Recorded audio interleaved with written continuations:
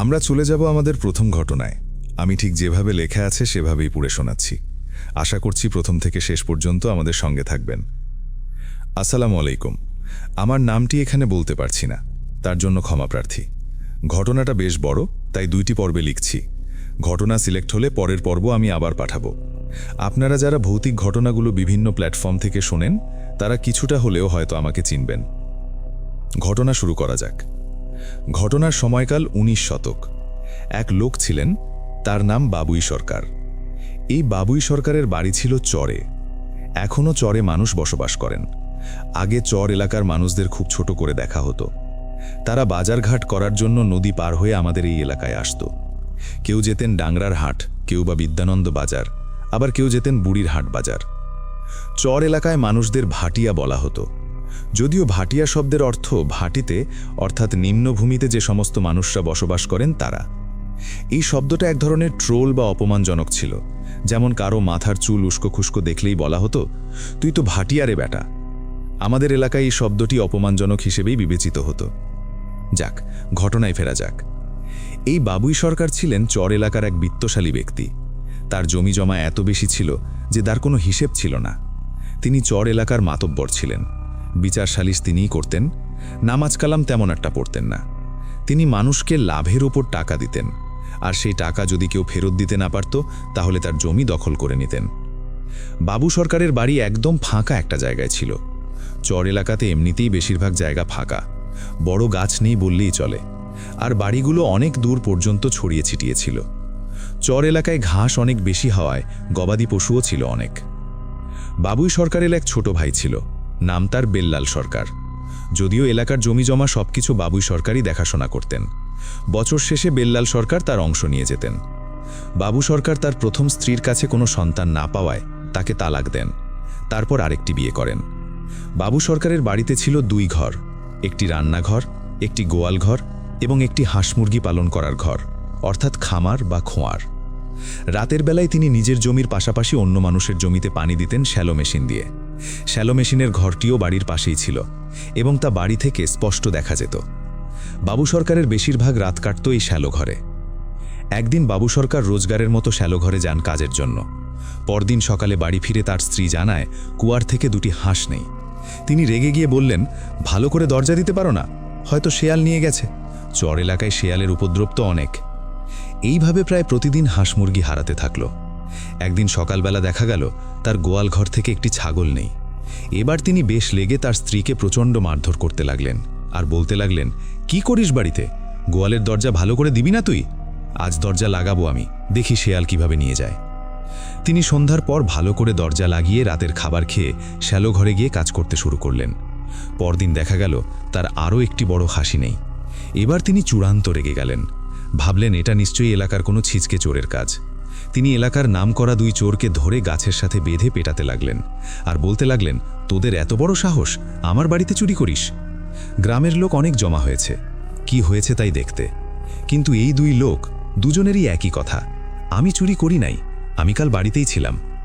এক পর্যায়ে গ্রামের কিছু মানুষ এসে বাবুই সরকারকে থামায়। গ্রামের লোকজন বলেন, আচ্ছা এরা যে চুরি করেছে সেটা কি আপনি দেখেছেন? বাবুই সরকার বললেন, দেখলে কি করতাম, আমাদের এলাকায় এরা 2জন ছাড়া আর কে চুরি করবে বলুন তো? তখন গ্রামের লোক বলেন, আপনি দেখেন নাই তাহলে এভাবে মারছেন কেন? আপনি একজন মাতব্বর মানুষ। যদি এরা চুরি করত তাহলে শুধু একটা ছাগল কেন চুরি করবে? করলে তো পুরো গোয়াল ঘরই তুলে নিয়ে যেত, তাই না? অনেকে বোঝানোর পর গ্রামবাসী লোক দুটোকে ছাড়িয়ে নেয়। এরপর বাবুল মিয়া সিদ্ধান্ত নেন এবার থেকে রাতের বেলা তিনি বাড়িতে থাকবেন। 2-3 দিন কিছুই হয় না।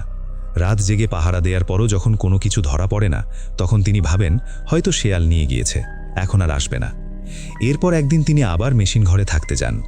পরদিন সকালে দেখেন এবার তার আরও একটি ছাগল নেই। এইবার তিনি দৃঢ়ভাবে সিদ্ধান্ত নেন যে করেছে তাকে ধরতেই হবে। তিনি ঠিক করেন মেশিন ঘর থেকেই পাহারা দেবেন। প্রথম রাতে তিনি মেশিন ঘরের ঘড়ির বেড়া একটু ফাঁক করে চারিদিক নজর রাখলেন। এভাবে রাত কেটে যায়, কিন্তু কিছুই ঘটে না। দ্বিতীয় রাতেও সেই একই অবস্থা। তৃতীয় রাতে তিনি ওই বেড়ার ফাঁক দিয়ে চোখ রেখে বসে থাকেন। চাঁদনি রাত, আশেপাশে তেমন কোনো বড় গাছ না থাকায় বাড়ি ও গোয়ালঘর স্পষ্ট দেখা যাচ্ছে। তার বাড়ির রান্নাঘরের পেছনে ছিল একটা নারকেল গাছ। তিনি লক্ষ্য করলেন নারকেল গাছ থেকে কি যেন একটা মানুষের মতো উল্টোভাবে নেমে আসছে। তারপর আস্তে আস্তে তার খোয়ারের দিকে যেতে থাকে। খোয়ারের দরজার পাশে দাঁড়ায়। এবারে তিনি বুঝে যান, ব্যাপার তাহলে এটা। এবারে তো কিছু জিন আমার হাঁস মুরগি খায়, দাঁড়া, আজকে মজা দেখাচ্ছি। তিনি মেশিন ঘরের বিছানার নিচ থেকে 2 হাত লম্বা একটা রড বের করেন। শব্দ না করে তিনি বাড়ির উঠোনে প্রবেশ করেন। দেখতে পেলেন একটি চিকন শরীরের প্রাণী। পা শরীরের তুলনায় অনেক সরু, মানুষের মতো দেহ, কিন্তু পায়ের পাতা অস্বাভাবিক বড়। জিনটা বাবুই সরকারের সামনে বসে আস্তে আস্তে কুয়ারের মুখ থেকে কাঠ ও পাথর সরাচ্ছে। বাবুই মিয়া এতদিনের রাগ আর নিয়ন্ত্রণ করতে পারলেন না। হাতের রড দিয়ে জিনটির কোমরে জোরে একটা বাড়ি মারলেন। জিনটি চিৎকার করতে করতে মাটিতে লুটিয়ে পড়ল আর মুখ ফিরিয়ে বাবুই সরকারের দিকে তাকালো। বাবুই দেখলেন তার মুখ শেয়ালের মতো। রাগে অন্ধ বাবুই সরকার তখনও থামলেন না। জিনটিকে বেদম পেটাতে লাগলেন। এক পর্যায়ে জিনটি আবারও সেই নারকেল গাছের দিকে চলে গেল। এরপর বাবুই মেশিন ঘরে না গিয়ে সরাসরি ঘুমিয়ে পড়লেন। পরের দিন এই ঘটনাটা তিনি তার স্ত্রীকে বললেন। এভাবে দিন দিন কেটে যায়। বাবুই স্বাভাবিক কাজকর্মে ব্যস্ত ছিলেন। এক রাতে মেশিন ঘরে কাজ করতে করতে তিনি ঘুমিয়ে পড়েন। হঠাৎ ঘুম ভেঙে দেখলেন মেশিন বন্ধ হয়ে গেছে। তেল ফুরানোর কারণে তিনি তেল দিয়ে আবার মেশিন চালু করে শুয়ে পড়লেন। কিন্তু ঘুম আসছিল না। মেশিনের শব্দের মধ্যেও তিনি বাইরে কিসের যেন দৌড়দৌড়ির শব্দ পাচ্ছিলেন, যেন কেউ ঘরের চারপাশে ক্রমাগত দৌড়াচ্ছে। শব্দে মাটি কেঁপে উঠছিল। তিনি কান খাড়া করে শুনলেন, কিন্তু ভাবলেন মেশিনের শব্দের কারণেই মনে হয় হচ্ছে। পরের রাতে মুষলধারে বৃষ্টি হলে তিনি মেশিন বন্ধ করে ঘুমিয়ে পড়লেন। আবার সেই দৌড়ানোর শব্দ। তিনি চিৎকার শুনলেন, কিরে ভাইরে! হঠাৎ দরজার সামনে শব্দ থেমে গেল। টিপটিপ বৃষ্টির মধ্যে তিনি কোনো প্রাণীর গোঙানির শব্দ শুনতে পেলেন, ঠিক যেমন রাগী কুকুর গর্জন করে। তিনি হেই হেই করে শব্দ করলেন, কিন্তু গোঙানি আরও জোরে উঠতে লাগলো। বাবুই তখন হ্যারিকেনের আলো জেলে হাতে একটা গাদার বেঞ্চ নিয়ে দরজা খুলতেই চমকে উঠলেন। সেই জিন দরজা থেকে 3 হাত দূরে উঁচু হয়ে দাঁড়িয়ে আছে। ভয়ঙ্কর চেহারা। কিছু বুঝে ওঠার আগেই জিনটি ঝাঁপিয়ে পড়ল বাবুর ওপর। হ্যারিকেন মাটিতে পড়ে গেল। শুরু হলো ধস্তাধস্তি। এক সময় জিনটি নিস্তেজ হয়ে ছেড়ে দিল। বাবুই দৌড়ে বাড়ি চলে গেলেন। বৃষ্টি এত তীব্র ছিল যে টিনের ছাদে পড়ার সঙ্গে সঙ্গে তার স্ত্রী ঘুমিয়ে থাকায় তার ডাক শুনতে পাচ্ছিল না। হঠাৎ পেছনে গোঙানির শব্দ শুনে ফিরে তাকাতেই দেখলেন সেই জিনটি কুজো হয়ে পা ল্যাংচাতে ল্যাংচাতে তার দিকে আসছে। আজ হয় আমি মরব, নয়তো ওই জিনটি মরবে। বাড়ির উঠোনে আবার শুরু হলো লড়াই। জিনটির নখের আঘাতে বাবুইয়ের শরীর ক্ষতবিক্ষত হলো। শেষ পর্যন্ত জিনটির দেহ আবারও নিস্তেজ হয়ে পড়ল, কারণ সে বাবুইয়ের সাথে কোনোভাবেই পেরে উঠছিল না। সে ওই কাঠের রড দিয়ে বারবার মাথায় আঘাত করছিল। বাবু তখন রাগে কাঁপছিল। হঠাৎ অন্ধকারে রান্নাঘর থেকে চিকচিক করে কান্নার শব্দ শুনতে পেল। নারকেল গাছের দিকে তাকাতেই দেখল 10 থেকে 12টি লাল আলো, যেন রক্ত চোখ। তিনি ভয় পেয়ে ভাবলেন, এবার ঘরে ঢুকে যাওয়া ভালো, না হলে কখন কি হয়ে যায় বলা তো যায় না। তিনি আবার দরজায় জোরে জোরে করাঘাত করতে লাগলেন। অনেক জোরে দরজায় কড়া নাড়ার কারণে তার স্ত্রীর ঘুম ভেঙে যায় এবং তিনি দরজা খুলে দেন। তিনি ঘরে প্রবেশ করে জামাকাপড় বদলে শুয়ে পড়েন। কিছুক্ষণ পর বৃষ্টি থেমে গেলে তিনি উঠোনে কয়েক জোড়া পায়ের হেঁটে বেড়ানোর শব্দ শুনতে পান। শব্দটা অল্প সময়ের জন্য ছিল। এরপর তিনি ঘুমিয়ে পড়েন। সকালে উঠে যখন ঘুম ভাঙে তিনি কাল রাতের কথা মনে করে দৌড়ে উঠোনে যান। গিয়ে কিছুই দেখতে পান না। তিনি তার স্ত্রীকে ডাকেন এবং জিজ্ঞেস করেন, তুমি উঠোনে কিছু দেখেছ? কই, না তো। তিনি আর কথা না বাড়িয়ে এলাকার এক ইমাম সাহেবের কাছে সমস্ত ঘটনা খুলে বলেন। হুজুরকে যদিও তিনি সবটা বলতে চাননি, কারণ তিনি চোর ভেবে যে দুজনকে পিটিয়েছিলেন এটা জানাজানি হলে পরে সমস্যা হতে পারে। হুজুরের কাছ থেকে পানি পড়া নিয়ে তিনি বাড়ি চলে আসেন। সেদিন থেকে শুরু হয় আরও বেশি সমস্যা। কিছুদিনের জন্য তিনি একজন লোক রেখেছিলেন তার মেশিনের কাজ করার জন্য। তিনি বাসাতেই ছিলেন। প্রথম রাতে তার ঘুম ভাঙে উঠোনে কারো হেঁটে বেড়ানোর শব্দে। মনে হয় ঘরের বাইরে 5-6 জন লোক ঘরের চারপাশে ঘুরে বেড়াচ্ছে। তিনি বাইরে বের হওয়ার সাহস পান না। এভাবেই রাত কেটে যায়। পরের দিন রাতে তার স্ত্রীর চিৎকারে ঘুম ভাঙে। তিনি উঠে দেখেন তার স্ত্রী অচেতন হয়ে মাটিতে পড়ে আছে। তিনি তাকে ধরাধরি করে আবারও শুইয়ে দেন। তারপর মাথায় পানি দিয়ে তার চেতনা ফেরানোর চেষ্টা করেন। কিছুক্ষণ পরে স্ত্রী সুস্থ হয়।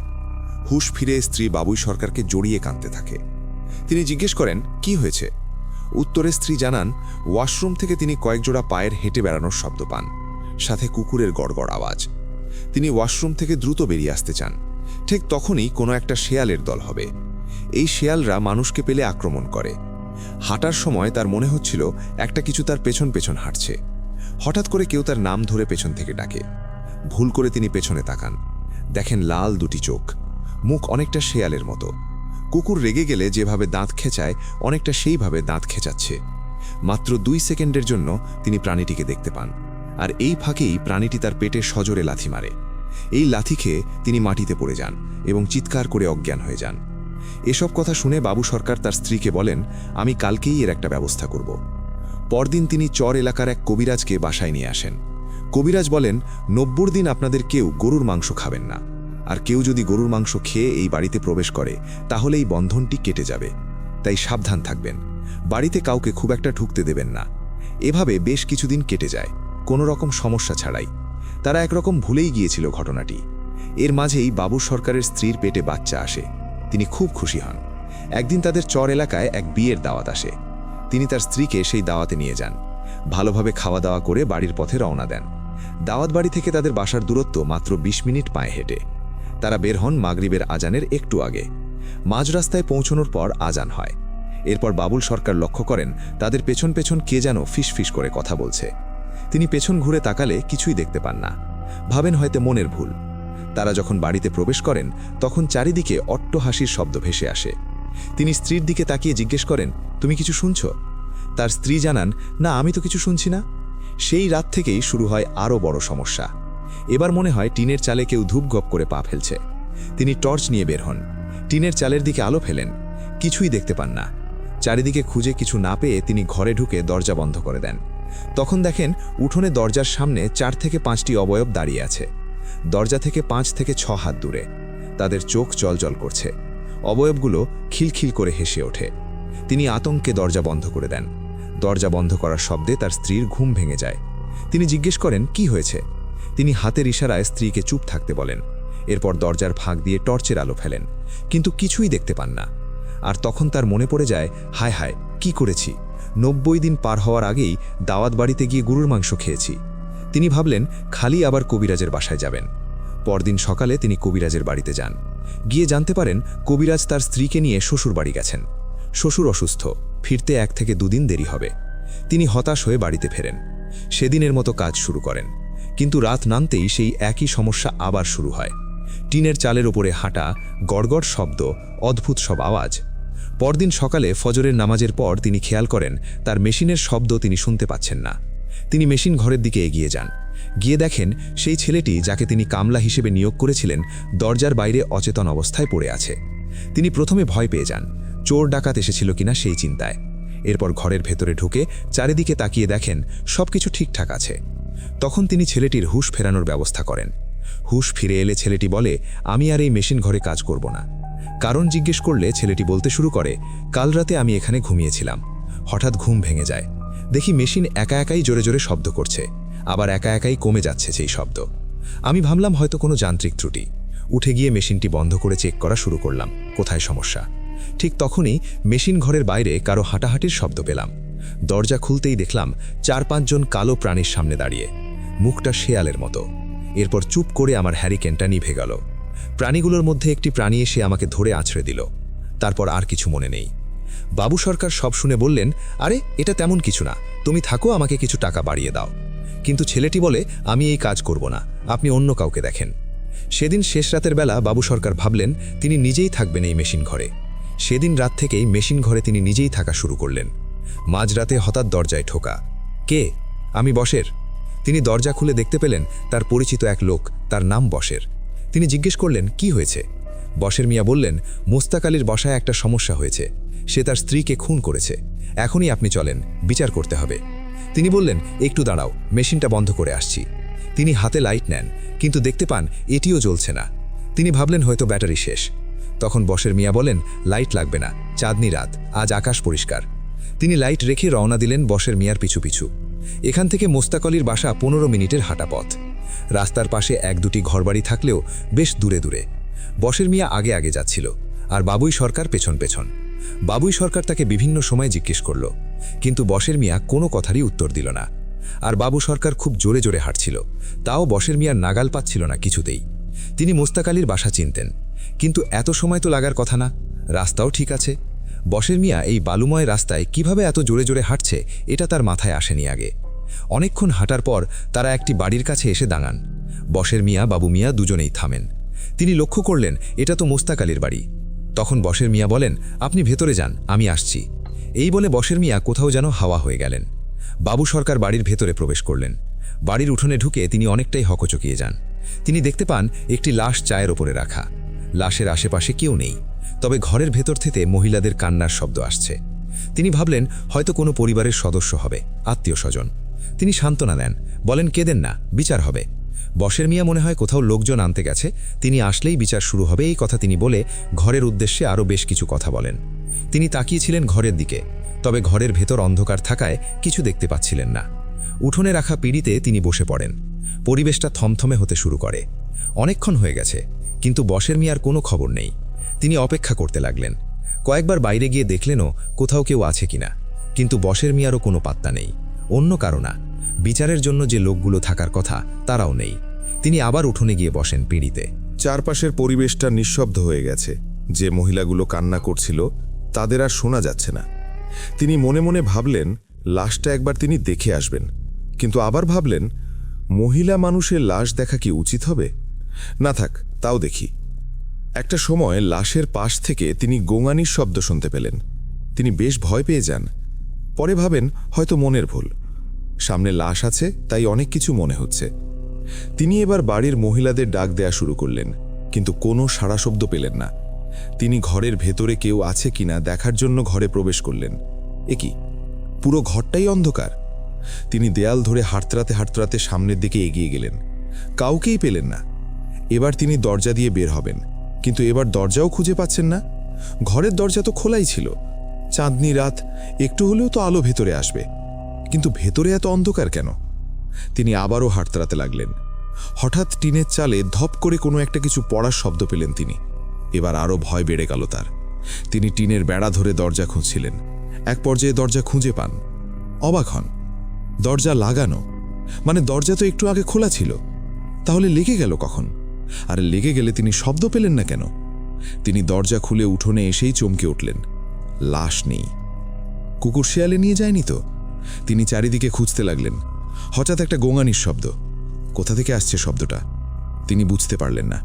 টিনের জালের উপরে আবারও শব্দ। তিনি ভয়ে সেন্স হারানোর মতো অবস্থায় চলে যান। কি, এই শিয়ালের মতো দেখতে প্রাণীটি? ভয়ে তার আত্মা শুকিয়ে যায়। একটি প্রাণী টিনের জালে বসে আছে। বাবুই সরকার আর সহ্য করতে পারেন না। ও মাগো বলে একটা দৌড় দেন। দিকবিদিক হয়ে দৌড়াচ্ছেন তিনি। চারিদিকে শুধু বালির চর। এক পর্যায়ে তিনি হঠাৎ সম্বিত ফিরে পান। দেখেন কোথাও কিছু নেই। তিনি এবার সামনে তাকাতেই দেখতে পান দূরে 4 জন মানুষ হাঁটছে। তিনি ওই দিকে ছুটতে থাকেন আর ডাকতে থাকেন, কিন্তু তারা কেউ বাবুই সরকারের ডাকে সাড়া দিচ্ছিল না। বাবুই সরকার লোকগুলো থেকে 10 হাত দূরে এসে পড়েন। এইবার তিনি কাপড় দেখে চিনতে পারেন, আরে এটা তো বোসের মিয়া। তিনি বোসের মিয়ার কাছে গিয়ে জানতে চান, আরে মিয়া কোথায় ছিলেন আপনি? জানেন আমি কি দেখেছি? তখন বোসের মিয়া বলেন, কি দেখেছিস তুই? আমার মতো কত রাখিবে? এই বলে বোসের মিয়া তাকায়। বোসের মিয়ার রূপটি তখন ছিল পিশাচের মতো। তিনি চিৎকার করেন সাহায্যের জন্য, কিন্তু বিশাল থুথু বালুচরে তাকে সাহায্য করার মতো কেউ নেই। হঠাৎ তার কানে হু হু করে একটা শব্দ আসে। তিনি লক্ষ্য করেন 50 থেকে 60 হাত দূরে একটা পালকি 4 জন পালকি কাঁধে নিয়ে আসছে। হঠাৎ সেই পিশাচগুলো থমকে যায়। পরের দিন তিনি হুঁশ ফিরে পান। তিনি লক্ষ্য করেন তিনি একটি ঘরে শুয়ে আছেন, কিন্তু এই ঘরটি তার নয়। তার গায়ে প্রচণ্ড ব্যথা। একটু পর একজন হুজুর গোছের মানুষ ঘরের ভেতরে ঢোকেন আর জিজ্ঞেস করেন, এখন কেমন লাগছে আপনার? বাবুই সরকার যদিও কোনো কথা বলতে পারছেন না, তাই ফিসফিস করে তিনি বলতে চেষ্টা করেন, আমার শরীরে অনেক ব্যথা করছে। তারপর লোকটি জানায়, আপনি তো চরের মধ্যে পড়েছিলেন। আপনি চরে ওইভাবে পড়েছিলেন কেন বলুন তো? আপনার বাড়ি কোথায়? তখন বাবুই সরকার বলেন, আমার বাড়ি তো চর বিদ্যানন্দ। লোকটি বলেন, আপনি এত দূরে কিভাবে আসলেন? এটা তো বুড়িরহাট। বুড়িরহাট চর বিদ্যানন্দ চর থেকে 5-6 কিলোমিটার দূরে। বাবুই সরকার বলেন, আমি কাল রাতে আমার শ্বশুর বাড়িতে ছিলাম। আমার স্ত্রী সন্তান সম্ভবা। আমি তাকে দেখছিলাম। ফজরের আজানের আগে আগেই রওনা দেই, কারণ আমার বাড়িতে অনেক কাজ আছে, গরু ছাগল আছে। আসার সময় আপনাকে পড়ে থাকতে দেখি চরের মাঝে। আমি একা ছিলাম না, আমার সাথে আমার শালকও ছিল। প্রথমে আমরা ভেবেছিলাম এটা খারাপ কিছু হতে পারে, পাশ কাটিয়ে চলে যাচ্ছিলাম। মন সায় নিল না। কি হয়েছিল বলুন তো, কি হয়েছিল? বাবুই সরকারের কাছে জানতে চাইলে বাবুই সরকার বলতে পারেন না। তারপর লোকটি নিজেই বাবুই সরকারকে ঘোড়ার গাড়িতে উঠিয়ে দেন আর চালককে বলেন আস্তে আস্তে গাড়ি চালিয়ে হেঁটে হেঁটে তার ঠিকানায় রেখে আসতে। বাবুই সরকারের স্ত্রী তাকে দেখেই নানান প্রশ্ন করেন। বাবুই সরকার বলেন মুকুল মিয়াকে ডেকে দিতে। এই মুকুল মিয়া হলো এই বাবুই সরকারের খাস লোক। আমরা যাকে বলি অমুকের ডান হাত অমুকের বাম হাত, সেরকম। বাবুই সরকার বলেন ডাক্তার নিয়ে এসো, আমাদের উজান এলাকায় ভালো কোনো ডাক্তার খুঁজে পাওয়া যাবে। দুপুরের পর মুকুল মিয়া একজন ডাক্তার নিয়ে ফেরেন। ডাক্তার আসেন, বাবুই সরকারকে ভালোভাবে পরীক্ষা করেন, কিছু ওষুধও লিখে দেন আর কিছু নির্দেশনা। বাবুই সরকার মুকুল মিয়াকে বলেন ওই কবিরাজের কথা, যে প্রথমে এসে বাড়ি বন্ধ করে গিয়েছিল। বাবুই বলেন কবিরাজকে নিয়ে আসতে। কবিরাজ যদি এখনই না আসতে চায় পরে আসবে, রাতের দিকে। রাতের বেলা কবিরাজ আসেন, এসে সব শুনেন। তারপর বলেন আপনাদের কত করে নিষেধ করলাম, আপনারা শুনলেন না, এবার আমার আর কিছু করার নেই। এমন কথায় মুকুল মিয়া বলে ওঠেন কিছু করার নেই মানে? আপনি তো একবার সমস্যার সমাধান করে গিয়েছেন, তাহলে আবার কেন পারবেন না? কবিরাজ বলেন মুকুল মিয়া, এক কাজে একবার এদের আটকানো যায়, বারবার এইভাবে আটকানো যায় না।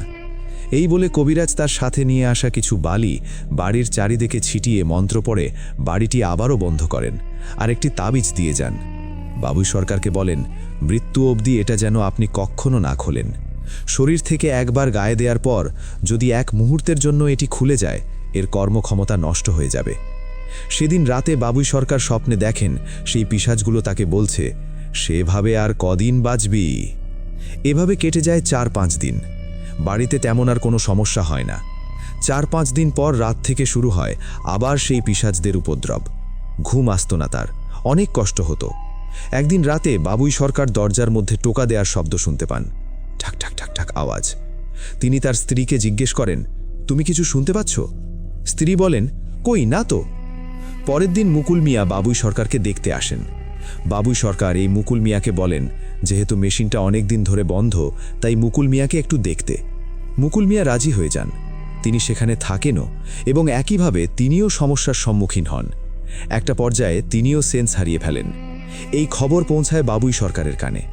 তিনি এবার সিদ্ধান্ত নেন কোনোভাবেই এই সমস্যাকে আর ছাড় দেয়া যাবে না।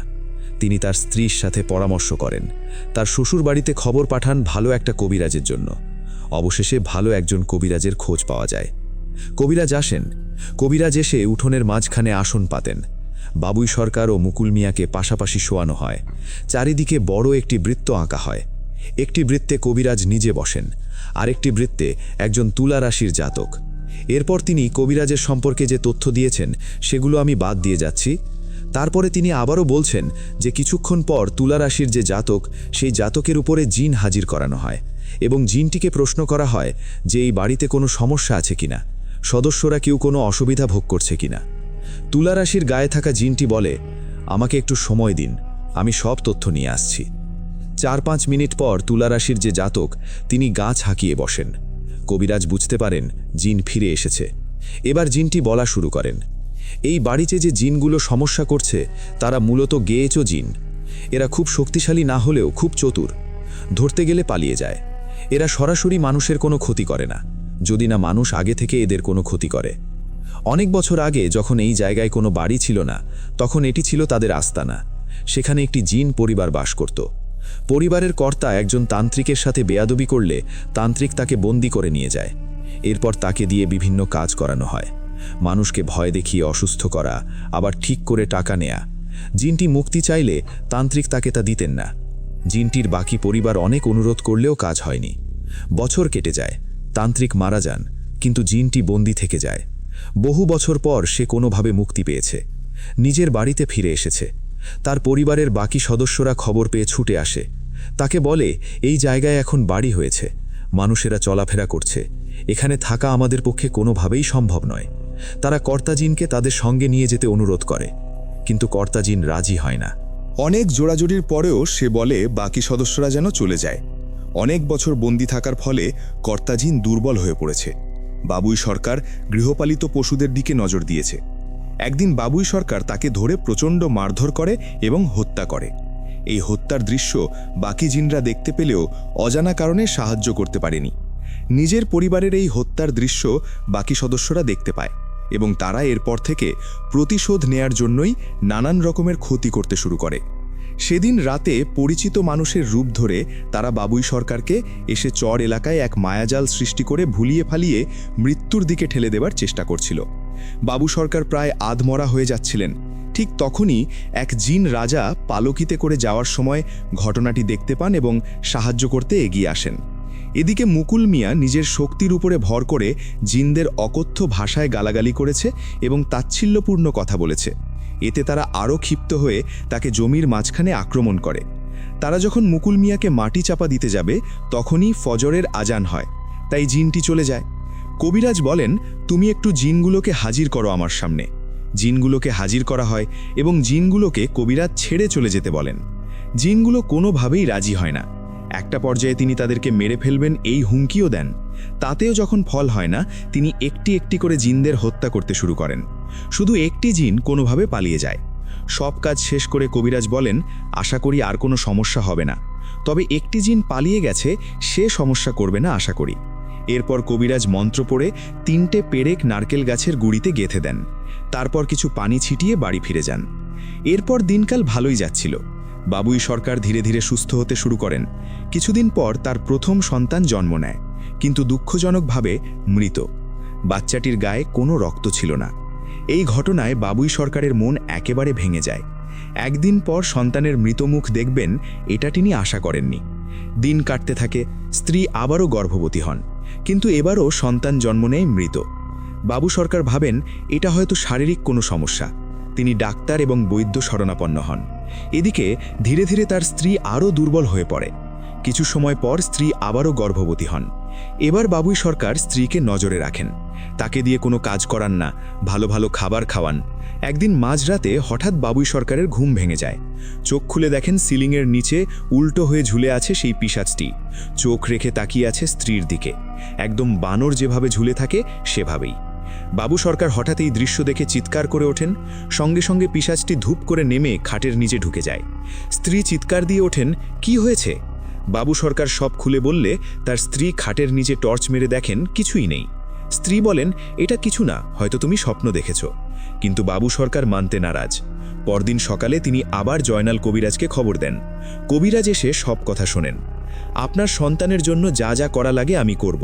যদি বাঁচাতে পারি তাহলে আপনি আমাকে কি দেবেন? বাবু সরকার বলেন, আপনি যদি আমার সন্তানকে বাঁচাতে পারেন তাহলে আমার 1 একর জমি আমি আপনার নামে লিখে দেব।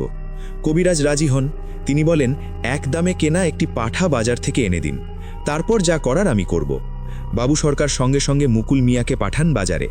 সেখান থেকে একটি পাঠা কিনে কবিরাজের হাতে তুলে দেয়া হয়। কবিরাজ বলেন, আজ রাতেই আমি কাজ করব। ঘরের সব জানলা দরজা বন্ধ থাকুক, কেউ বাইরে আসবেন না। এরপরে কবিরাজ তার রিচুয়াল শুরু করে এবং একটা পর্যায়ে তিনি সফল হন এবং তিনি জানান যে সেই জিনটি যে পালিয়ে গিয়েছিল সেই এই সমস্যাগুলো করছে। বাবু সরকার অবশেষে বলেন, এবার কোনো সমস্যা হবে না, তো যদি হয় তাহলে কিন্তু আমি আপনাকে কিছুই দেব না। জয়নাল কবিরাজ বলেন, আপনার সন্তান সুস্থভাবে জন্ম নিলেই আমি আমার প্রাপ্য বুঝে নেব, ততদিন আমি অপেক্ষা করব। কবিরাজ এরপরে চলে যান। বেশ কিছু মাস পর বাবুই সরকারের স্ত্রী একটি পুত্র সন্তানের জন্ম দেন। বাবু সরকারের খুশির আর কোনো সীমা নেই। কবিরাজের বাড়িতে গিয়ে তাকে একটি জমি দিয়ে দেন, কিন্তু সেই সময় নদীর পানি অস্বাভাবিক রকমের বেশি ছিল, তাই জমির অর্ধেকই পানির নিচে। বাবু সরকারের দেয়া জমিটিও তখন পানির নিচেই ডুবেছিল। 3-4 বছর পর পানি কিছুটা স্বাভাবিক হয়, মানে ডুবে থাকা জমিগুলো অনেকটাই পানির উপরে উঠে আসে। ভালো ফসল ফলানোর সময় কবিরাজ বাবুই সরকারের দেয়া জমিতে কয়েকজন লোক দিয়ে হাল চাষ করাতে থাকেন। এই খবর বাবুই সরকারের কানে যায়। তিনি তাড়াতাড়ি জমির কাছে এসে কবিরাজকে বলেন, আপনি আমার জমিতে হাল দিচ্ছেন কেন? আপনি তো আমাকে জমিটি দিয়েছেন। আমি আপনাকে যে জমি দিয়েছিলাম সেটা এখনও নদীর মধ্যে। আপনি আমাকে এই জমি দিয়েছিলেন। না না, আপনি আমাকে এই জমিটি দিয়েছিলেন। আমি আপনাকে যে জমি দিয়েছি সেটা এখনও নদীর মধ্যে। বাবু সরকারের কথায় সায় দিয়ে মুকুল মিয়াও একই কথা বলেন। এক পর্যায়ে তাদের মধ্যে কথা কাটাকাটি শুরু হয়। জয়নাল কবিরাজ উত্তেজিত হয়ে একটা সময় বলেন, ভাটিয়ারা আসলেই খারাপ হয়। এই কথায় বাবুই সরকার ও মুকুল মিয়া চলে যায়। তারা এক পর্যায়ে জয়নাল কবিরাজকে অপমান করেন এবং তাকে গায়ে ধাক্কা দিয়ে মাটিতে ফেলে দেন। ততক্ষণে অনেক লোক সেখানে জড়ো হয়ে গেছে। সবার সামনে এভাবে অপমানিত হয়ে কবিরাজ খুব লজ্জাবোধ করেন। তিনি ভাবেন তিনি কাউকেই আঘাত করবেন না। কারণ চর এলাকায় বাবুই সরকারের মতো লোকদেরই দাপট বেশি, আর তার নিজের বাড়ি অনেক দূরে। তিনি মাটি থেকে উঠে বাবুই সরকারের উদ্দেশ্যে বলেন, কাজটা আপনি ঠিক করলেন না বাবুই সরকার। বাবু সরকার রেগে কবিরাজকে মারতে আসেন, কিন্তু কবিরাজ চুপচাপ সে স্থান ত্যাগ করেন।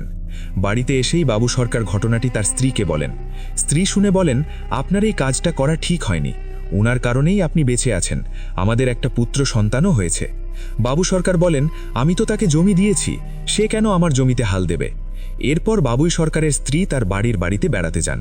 যাওয়ার পথে তার দেখা হয় জয়নাল কবিরাজের সঙ্গে। তিনি স্বামীর জন্য দুঃখ প্রকাশ করেন, আমি স্বামীর সঙ্গে কথা বলে আপনাকে আরেকটা জমি দিয়ে দেব। তখন জয়নাল কবিরাজ বলেন, মা, তুমি বাড়ি ফেরার সময় একবার আমার বাড়ি থেকেও ঘুরে যেও, তোমাকে আমিও কিছু দেব। প্রায় 4-5 দিন পর যেদিন বাবুই সরকারের স্ত্রী বাড়ি ফিরছিলেন, সেদিন কবিরাজের বাড়িতে যান। কবিরাজ তাকে দেখে খুব খুশি হন, উঠোনে বসান এবং বলেন, তুমি একটু বসো, আমি এক্ষুনি আসছি। এই বলে কবিরাজ ঘরের ভেতরে যান এবং একটি কাঁচের বোতলে পানি এনে তার হাতে দেন। বাবু সরকারের স্ত্রী জিজ্ঞেস করেন, এটা কি? জয়নাল কবিরাজ বলেন, তোমার স্বামীর অনেক শত্রু, যে কোনো সময় তারা ক্ষতি করতে পারে, এটা থাকলে কেউ ক্ষতি করতে পারবে না। বাবু সরকার মনে মনে খুশি হন, পানি গ্রহণ করেন এবং কবিরাজকে ধন্যবাদ দিয়ে চলে যান। যাবার আগে কবিরাজ বলে দেন এই বিষয়টি স্বামীকে না জানাতে, তাহলে পানির উপকারিতা নষ্ট হয়ে যাবে। এরপর বাবুই সরকারকে 7 দিন ধরে সেই পানি খাওয়ানো হয়। তারপর থেকে সমস্যা শুরু। বাবু সরকার রাত হলেই ভয় পেতেন, স্ত্রীকে বলতেন, আমার যেন কিসের হাসির শব্দ কানে আসছে, কেউ যেন আমার নাম ধরে ডাকছে, বিকটভাবে হাঁটছে। আস্তে আস্তে তার শারীরিক এবং মানসিক অবস্থা খারাপ হতে থাকে, তিনি উন্মাদের মতো আচরণ করতে থাকেন। তার স্ত্রী অনেক ডাক্তার দেখান, চিকিৎসা করান, কিন্তু কোনো লাভ হয় না। এক পর্যায়ে তিনি খবর পান একজন ডাক্তারের বাড়ি অনেক দূরে হওয়ায় একা যেতে পারবেন না, ফলে মুকুল মিয়াকে অনুরোধ করেন তাকে নিয়ে যেতে। মুকুল মিয়াও রাজি হয়ে যায়, কারণ বাবুই সরকারের সঙ্গে তার সম্পর্ক ভালোই ছিল। মুকুল মিয়া বাবুই সরকারকে নিয়ে রওনা দেন ডাক্তারের ঠিকানায়। ডাক্তারের বাড়িতে গিয়ে দেখেন অনেক রোগীর ভিড়। কিছুক্ষণ অপেক্ষা করার পর ডাক্তার বাবুই সরকারকে ভালোভাবে পর্যবেক্ষণ করেন এবং সকল সমস্যা মনোযোগ দিয়ে শোনেন। এরপর ডাক্তার কিছু ওষুধ দেন এবং বলেন এসব ওষুধ গ্রহণ করে তারপরে আবারও আসতে। ডাক্তারের কাছ থেকে বিদায় নিয়ে মুকুল মিয়া ও বাবুই সরকার সেই গুরুর গাড়িতে করে বাড়ির দিকে রওনা হচ্ছিলেন। মাঝ রাস্তায় মাগরিবের আজান দেয়। গুরুর গাড়ি ধীরে ধীরে চলতে থাকে। হঠাৎ করে বাবুই সরকার চিৎকার দিয়ে গাড়ি থেকে নেমে যায়। মুকুল মিয়া ঘাবড়ে গিয়ে জিজ্ঞেস করেন, কি হয়েছে? বাবু সরকার বলেন, গাড়িতে বসে থাকতে আমার তন্দ্রা লেগে আসছিল, ঘুম আসছিল। একসময় হঠাৎ এক ঝাঁকুনিতে ঘুমটা কেটে যায়। আমি চোখ খুলে দেখি তোমার পাশে দুটি ছায়া হাঁটু গেড়ে বসে আছে, আর তুমি সেই ছায়ার মধ্যে। ছায়া বলতে বুঝেছিলাম গাঢ় অন্ধকারের মধ্যে আরও অন্ধকার। এসব শুনে মুকুল মিয়া বলেন, এটা হয়তো আপনার মনের ভুল, আপনি মানসিকভাবে একটু দুর্বল আছেন। আনুমানিক রাত 9টা-10টা হবে। তারা এসে পৌঁছায় নদীর ঘাটে। সেখানে নৌকা পারাপার হয়। অবাক করা বিষয় হলো ঘাটে নৌকা বাঁধা ছিল, কিন্তু মাঝি ছিল না। তারা অনেকক্ষণ অপেক্ষা করলেন, কিন্তু মাঝি যখন এলো না তখন তারা সিদ্ধান্ত নিলেন তারাই নৌকাটি দিয়ে নদী পার হবেন। নৌকার কাছে গিয়ে দেখেন নৌকায় কোনো বৈঠা নেই, এমনকি লগিও নেই। যে লম্বা লম্বা বাঁশ দিয়ে ঠেলা হয় সেটাও নেই। হঠাৎ পেছনে কারো আসার শব্দ শুনতে পান। ঘুরে দেখেন একটি লোক হাতে একটি বস্তা নিয়ে তাদের দিকে এগিয়ে আসছে। তারা ভাবে হয়তো এটাই মাঝি, তাই চিৎকার করে বলেন, এই যে ভাই, এই যে একটু তাড়াতাড়ি আসেন, আমরা অনেকক্ষণ ধরে অপেক্ষা করছি। লোকটি কাছে আসলে তারা দেখে সে একজন অপরিচিত ব্যক্তি, যাকে তারা আগে কখনো দেখেনি। সে তাদের থেকে কিছুটা দূরে, প্রায় 10 হাত দূরে দাঁড়িয়ে আছে। তাকে প্রশ্ন করলেও লোকটি তেমন কোনো উত্তর দেয় না, শুধু দাঁড়িয়ে থাকে, চুপচাপ তাদের দিকে তাকিয়ে থাকে। মুকুল মিয়া ভাবলেন হয়তো লোকটা ভিক্ষুক হবে, হাতে বস্তা, কোনো গাছের ডাল। ভিক্ষুকই, অন্য কিছু না।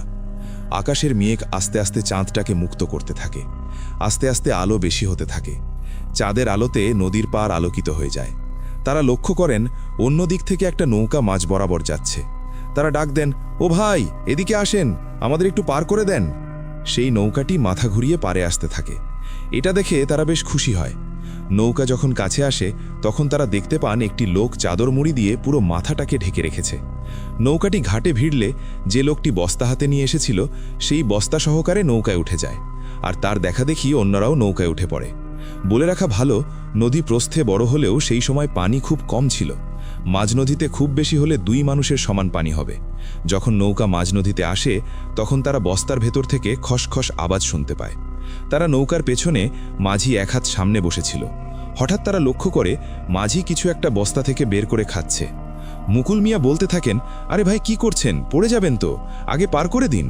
তাদের কথা শুনে মাঝিরা ঘুরে তাকায় এবং তারা দেখতে পায় যে সেই দৃশ্য বর্ণনাতীত ভয়ঙ্কর। দৃশ্য চেহারা ঠিক মানুষের মতো ছিল না, যা হয় আর কি। এরপর তারা ভয় পেয়ে পানিতে লাফ দেয়। পানি কোমর পর্যন্ত ছিল। তারা প্রাণপণ দৌড়াতে থাকে পাড়ের দিকে, আর পেছন থেকে অট্টহাসি শুনতে পায়। মুকুল মিয়া আর বাবুই সরকার পাড়ে ফিরে আসেন।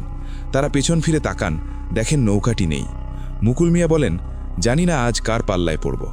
আবার কিছুক্ষণ হাঁটার পর বাবুই সরকার বলেন, আমার পেটে খুব মোচড় দিচ্ছে, আমি একটু ওয়াশরুমে যেতে চাই। মুকুল মিয়া রাজি হয় না। এই কথায় মুকুল মিয়া বলে, যা করার বাড়িতে গিয়ে করতে হবে। কিন্তু বাবুই সরকার হাঁটতেই পারছে না।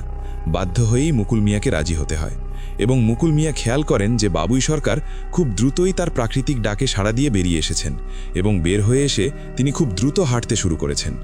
বাবুই সরকার কোনো কথা না বলে হনহন করে হেঁটেই চলেছেন। এত তাড়াতাড়ি তিনি ফিরে এলেন কিভাবে? তিনি হঠাৎ বুঝতে পারেন, দেখতে পান বাবুই সরকার ভেবে যার সাথে তিনি এসেছেন তার মুখ সেই নৌকার মাঝিদের মতো।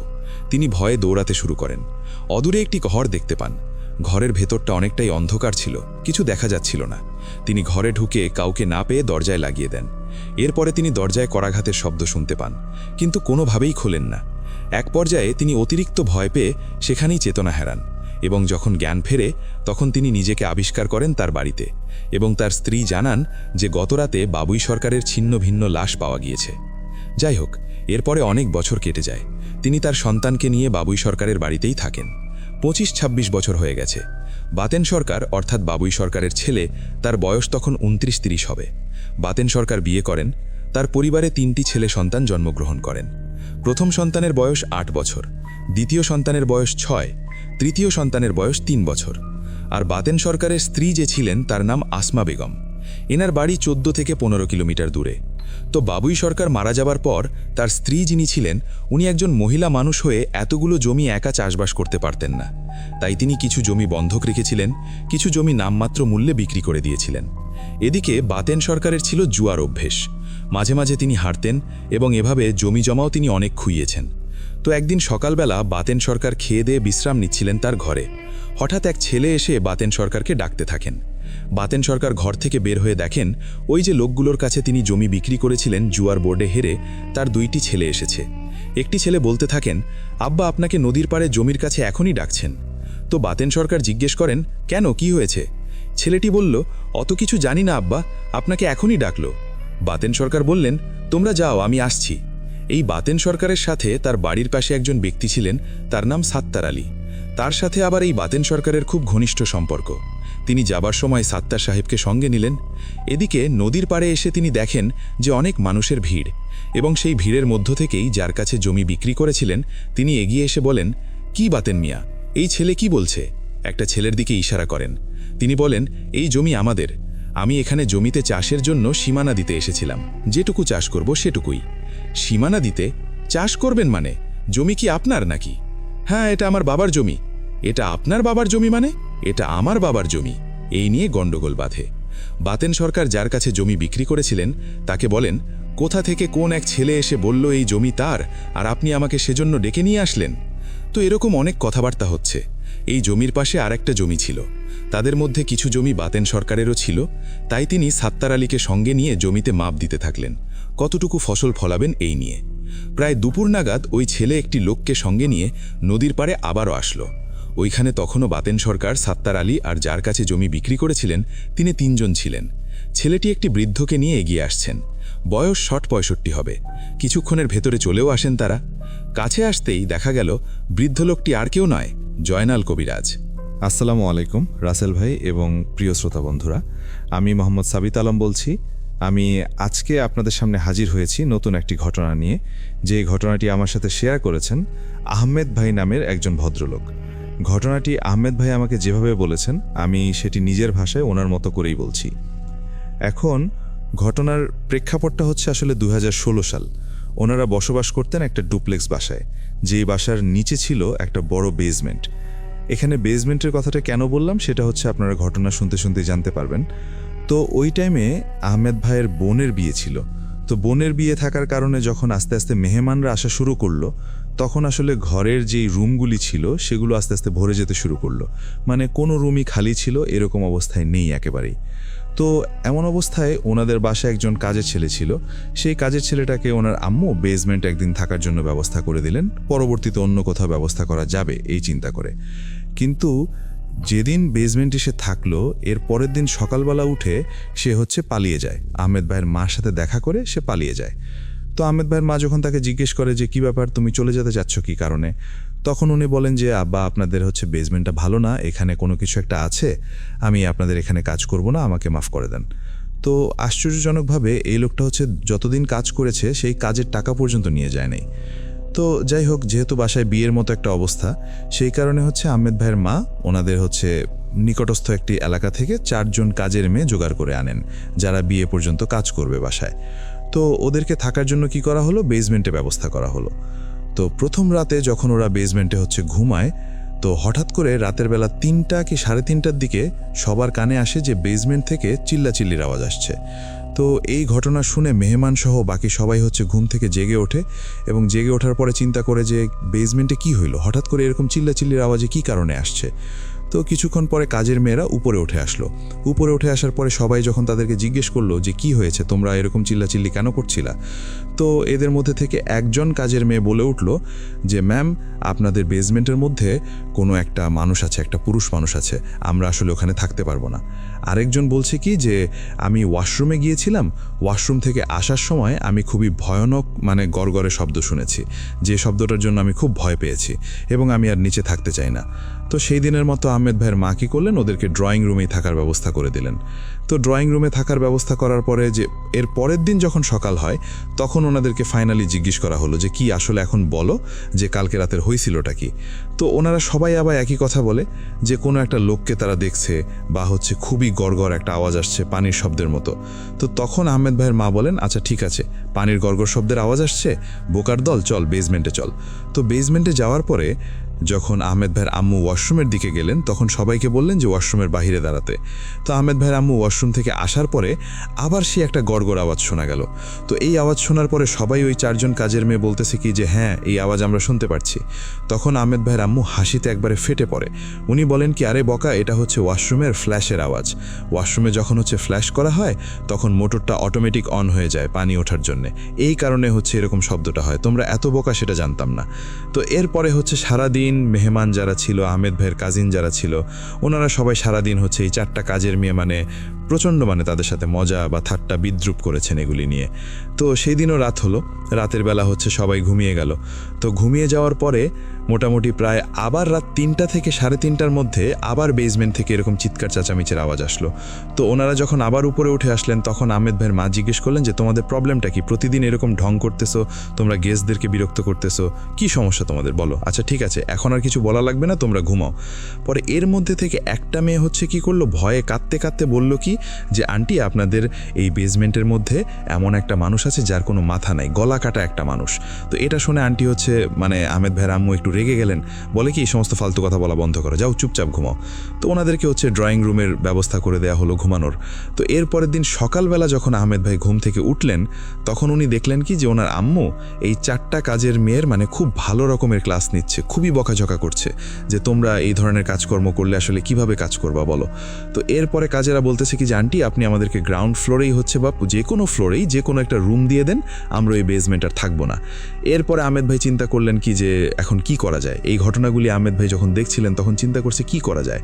এরপরে আহমেদ ভাই ওনার মাকে একটা সাজেশন দিলেন যে আচ্ছা আম্মু, ওরা যখন থাকতেই চাচ্ছে না, তাহলে একটা কাজ করি, আমরা আমার রুমটা ছেড়ে দেই, আমার কাজিনরা সহ আমি বেসমেন্টে গিয়ে থাকি, আর ওরা আমার রুমে থাকুক। তো আহমেদ ভাইয়ের আম্মু রাজি হলেন, বললে আচ্ছা ঠিক আছে, বেটার সলিউশন। এরপরে এটাই ডিসাইড হলো যে আহমেদ ভাই তার 7 জন কাজিন টোটাল 8 জন মিলে থাকবেন বেসমেন্টে, এবং এই 4টা কাজের মেয়ে থাকবে আহমেদ ভাইয়ের রুমে। তো প্রথম দিন, এরপরের দিন কোনো ধরনের, সেদিন আসলে যখন ওনারা ওনারা বেসমেন্টের দিকে যায় থাকার জন্যে সেদিন আসলে কোনো একটা সমস্যা হয়নি রাতের বেলা। তো এর মাঝখানে 1-2 দিন কেটে যায়। আহমেদ ভাই হচ্ছে বোনের বিয়েতে ব্যস্ত হয়ে যান, বিভিন্ন সময় বিভিন্ন জিনিসপত্র আনার প্রয়োজন হয় বা হচ্ছে ওনার বোনের কিছু কিছু জিনিস প্রয়োজন হয়, কাজিনরা সবাই খুব ব্যস্ত। তো আস্তে আস্তে ওই বেসমেন্টে থাকার সময় কাজিনরা এবং আহমেদ ভাই খেয়াল করতে লাগলেন যে দিনের বেলা তো ঠিক আছে, কোনো সমস্যা নেই, কিন্তু সন্ধে হতে লাগলেই সেই বেসমেন্টটার পরিবেশটা কেমন যেন ভীতিকর হয়ে যায়। মানে ঠান্ডা ঠান্ডা একটা পরিবেশ, মানে কীরকম একটা ছমছমে ভাব চলে আসে। ওনাদের বেসমেন্টে 3টা রুম ছিল এবং বেসমেন্টটা ছিল খুবই আলিশান। ওখানে টিভি ছিল, কম্পিউটার ছিল, সাউন্ড সিস্টেম ছিল, সবই খুব সুন্দর মতোই ছিল, মানে খুব সাজানো গোছানো আসবাবপত্র দিয়ে 3টে রুম ছিল। তো ওনারা 8 জন কাজিন 3 রুমে ভাগ করে থাকতেন। এক রুমে 3 জন, এক রুমে 3 জন, বাকি এক রুমে হচ্ছে 2 জন, এরকম করে ওনারা থাকতেন। তো এরকম মনে হতে থাকলো যে হচ্ছে হয়তোবা এই মেয়েগুলি তাদের মাথায় এরকম কিছু একটা ঢুকিয়ে দিয়েছে, যেই কারণে হচ্ছে তাদের একটু একটু ভয় লাগে। তো ওনারা খুব বেশি একটা পাত্তা দেননি এই বিষয়টাতে। এরপর একদিন রাতের বেলা আহমেদ ভাই যেই রুমে ঘুমান সেই রুমে হচ্ছে ওনার আরও 2 জন কাজিন থাকে। ওই রুমে আবার বেড হচ্ছে একটা ডাবল বেড এবং ওনাদের থাকা সুবিধার্থে একটা সিঙ্গেল বেডও আনা হয়েছিল। তো রাতের বেলা ওনারা ঘুমাচ্ছেন, এক বেডে 2 জন মানে আহমেদ ভাই এবং ওনার কাজিন, এবং আরেক বেডে সিঙ্গেল বেডে ওনার একজন সিঙ্গেল কাজিন ঘুমাচ্ছে। তেমন সময় লাইট চলে গেল বা বিদ্যুৎ চলে গেল, লোডশেডিং হলো। আহমেদ ভাই নিজের ফোনটা খোঁজার চেষ্টা করছেন যে ফোনের লাইট জ্বালাই দেখি কোনো মোমবাতি পাওয়া যায় কিনা। তো ওনার আবার এটাও রাগ উঠছিল যে কারেন্ট চলে গেল, অথচ হচ্ছে আমাদের সিকিউরিটি গার্ড জেনারেটর এখন অন করে নাও। এই চিন্তা করতে করতে উনি ওনার মোবাইল খুঁজতেছেন, তখন ওনার হাতে একটা হাত পড়লো। মানে উনি যখন হাত দিয়ে খুঁজতেছেন তখন ওনার হাতটা একটা হাতে গিয়ে পড়লো। উনি চিন্তা করলেন কি যে এটা হয়তোবা ওনার কাজিনের হাত, যিনি হচ্ছে ওনার পাশে ঘুমিয়েছেন। তো এরপরে কিছুক্ষণ উনি হাতটা সরিয়ে দিলেন এবং সরিয়ে দেওয়ার পরে কিছুক্ষণ খোঁজার পরে উনি মোবাইলটা ওনার বালিশের নিচে পেলেন। এবং যখন উনি মোবাইলটা টর্চ অন করলেন তখন তিনি দেখলেন কি যে ওনার পাশে ওনার কাজিন নাই। কিছুটা চিৎকার দিয়ে উঠলেন, কাজিনের নাম ধরে চিৎকার দিয়ে উঠলেন যে এই তুই কই গেলি, মধ্যে নাই, মা রুমের মধ্যে নাই, কি সমস্যা, কই গেলি। উনি এই কথা বলার সাথে সাথে লোডশেডিংটা চলে যায়, মানে কারেন্ট চলে আসে। কারেন্ট চলে আসার পর উনি দেখলেন কি ওনার কাজিন হচ্ছে, যেই কাজিন ওনার সাথে ঘুমাচ্ছিলেন, উনি গিয়ে সোফাতে ঘুমিয়ে আছে। তো উনি ওনার কাজিনকে হাত ডেকে উঠালেন যে কি ব্যাপার, তুই সোফায় কেন ঘুমাইছিস। তো ওনার কাজিন বলল কি যে রাতের বেলা ভাই তুই অনেক হচ্ছে নাড়াচাড়া করতেছিলি আর কিক মারতেছিলি মাঝে মাঝে, এই কারণে হচ্ছে আমি ওখানে গিয়ে ঘুমাইছি। তো আহমেদ ভাই চিন্তা করলেন কি যে আমার কাজিন যদি সোফাতে ঘুমায়, আরেকজন যদি আরেক সিঙ্গেল বেডে ঘুমায়, তাহলে আমার হাত কার হাতের উপরে পড়ল, নাকি এটা আমার মনের কোনো ভুল। তো উনি এই বিষয়টা আর ওনার কাজিনদের সাথে শেয়ার করেন নাই। তো সেদিনের মতো দিন কেটে গেল। এর পরের দিন যখন ওনারা রুমে ঘুমাচ্ছেন ওই টাইমে হঠাৎ করে আহমেদ ভাই বুঝলেন কি যে ওনার পেছনে ঘুমানোর সময় কেউ একজন, মানে ঘুমের মধ্যে কেউ একজন ওনাকে লাথি মেরে বিছানা থেকে ফেলে দিয়েছে। তো উনি হচ্ছে ঘুম থেকে উঠলেন, উঠে হচ্ছে চিৎকার চেঁচামেচি শুরু করলেন যে কে লাথি মারছে আমাকে। কিন্তু দেখলেন কি যে ওনার বাকি 2 জন কাজিন সুন্দর একবার আরামে নাক ডেকে ঘুমাচ্ছে। উনি চিন্তা করলেন কি যে এরা কি আমার সাথে কোনো মজা করতেছে নাকি এখন ঘুমের ঘোরে ভুল ধরছে।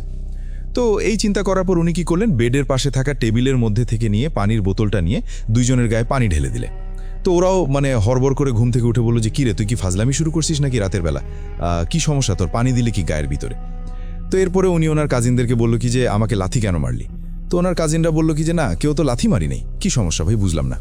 তো এরপরে একটা হাসি মজা করলো, সবাই পানি দিয়ে আবার আহমেদ ভাইকে ভিজিয়ে দিলেন ওনারা। এরপর আহমেদ ভাই একটু সিরিয়াস বললেন, আচ্ছা ঠিক আছে তোমরা তোমার মা বাবার নামে কসম খাও যে তোমরা আমাকে লাথি মারো নেই।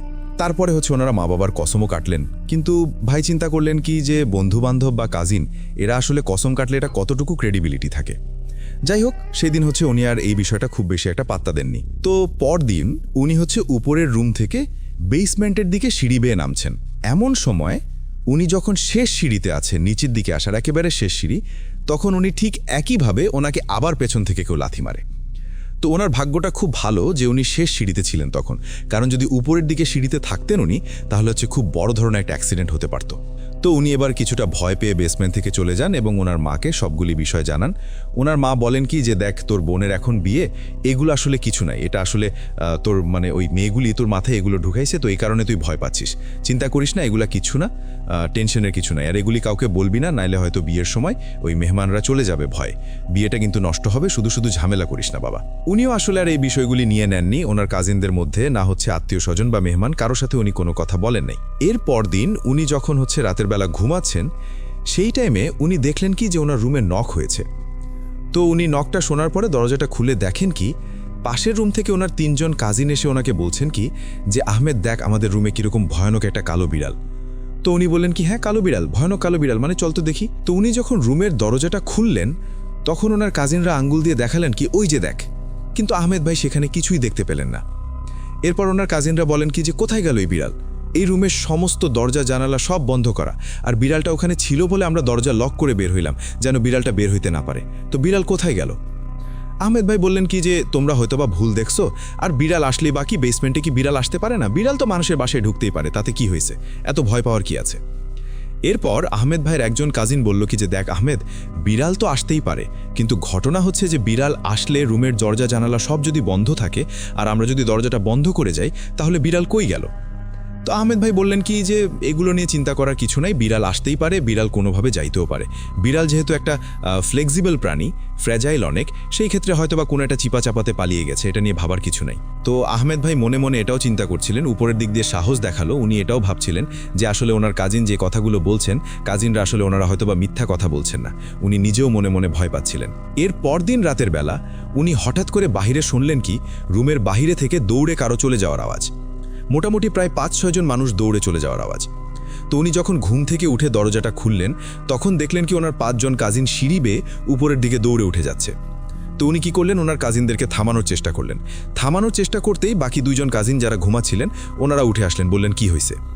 তো ওনারা যখন বাহিরে দাঁড়ালেন 3 জন একসাথে, তখন দেখলেন কি সেই যে 3 জন কাজিন যে রুমটার ভেতরে থাকতো সেই রুমের দরজাটা অটোমেটিক বন্ধ হচ্ছে এবং অটোমেটিক খুলছে, হয়তোবা অশরীরী কোনো জীব বা সৃষ্টির কোনো কিছু একটা সেই দরজাটাকে জোরে ধাক্কা দিচ্ছে বা লাথি দিয়ে খুলছে বা আবার লাগাচ্ছে, মানে খুবই ধামাকাদার শব্দ হচ্ছিল, একদম মানে মারাত্মক দরজা লাগানোর শব্দ, ধুমধাম শব্দ। তো এটা দেখার পরে ওনারাও 3 জন ভয়ে ওই কাজিনদের পিছু নেন।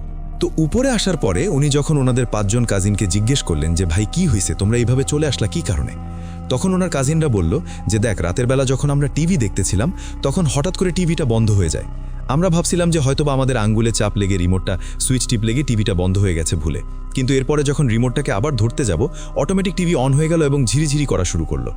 আবার যখন রিমোটটা টিপ দেই এখন আর টিভি বন্ধ হয় না, রিমোটটা রাখার পরে বন্ধ হয়ে গেল, রিমোটটা হাতে নেওয়ার পরে আবার টিভি অটোমেটিক চালু হয়ে গেল, মানে টিভি রিমোটের সুইচ আমাদের কোনো হাতই নাই।